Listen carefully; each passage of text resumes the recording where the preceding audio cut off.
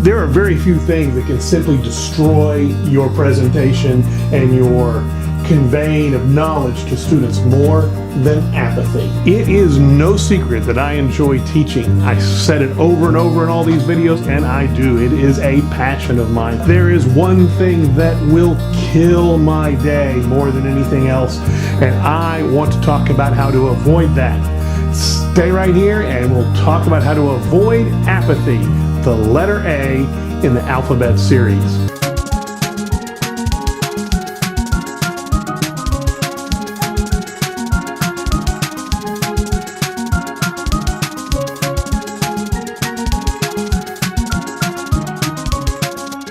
Welcome to the Alphabet Series. Today is the first installment. Letter A, avoiding apathy. Number one thing you want to do is stop worrying about those standardized tests. When you start feeling like you're teaching to the test, whatever that means, we'll talk about that phrase in more detail later.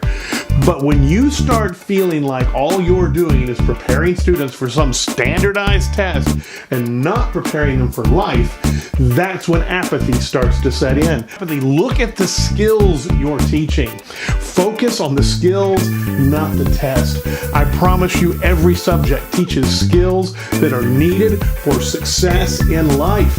And that is what we teach. Yes, we have standardized tests that try to measure how well students are taking the knowledge that we give them and the skills that we teach them and how they are applying them.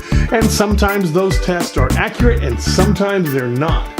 Doesn't matter. You teach the skills your students need. I'll teach the skills my students need to succeed in life. Focus on that. Don't focus on that standardized test, and you can avoid apathy. The second thing I want to talk about is look for lessons and parts of lessons that excite you.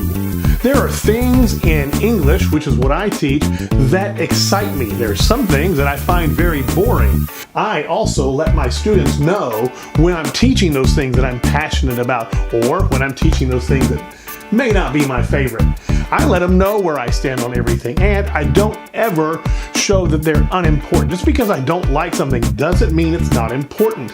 This is something I pass on to my students throughout the year. Find those things you're excited about, mark them on your calendar, and you have something to look forward to when you look back in your planner and you see what's coming on the horizon.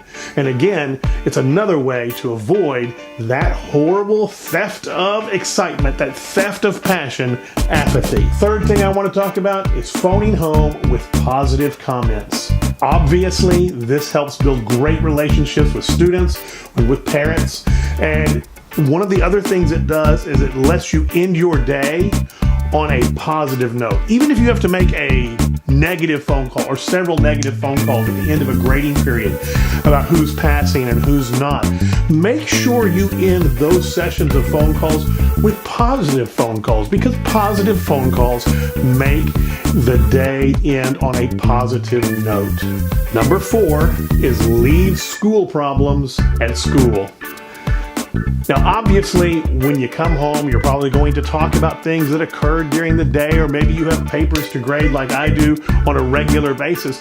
That's not what I'm talking about. I'm talking about those things that make teaching stressful, or sometimes those things that creep in on our passion for teaching. Focus on those positive things. Leave school problems, things like problems with other faculty members, problems with administration, organization issues that maybe are hindering or making your job difficult. Don't take those home with you. You can't do anything with them at home. It really all comes down to focusing on the things that you and I can control.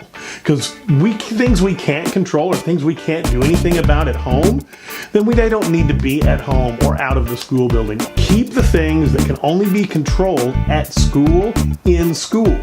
And you'll also find that it helps you avoid apathy. The last thing I want to mention is this. Know your limitations. I have to know my limitations. I have to know my limitations personally, and I have to know my limitations professionally. This may be one of the most important lessons a teacher can learn in helping them maintain the passion and love of teaching. You see, personally, I have limitations. I have some physical limitations, and other people will tell you I have mental limitations as well, but I do have some learning difficulties and learning challenges that not every other teacher has.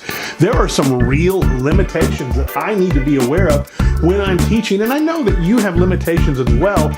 Be aware of those limitations. Now, that does not mean don't challenge yourself or push yourself, but just be aware of what your limits are personally. And the other area is be aware of your professional limitations. You see, I'm a teacher. I'm not an administrator. I do not administrate. Are there things that I see that could be done better or I wish were done differently? Of course there are.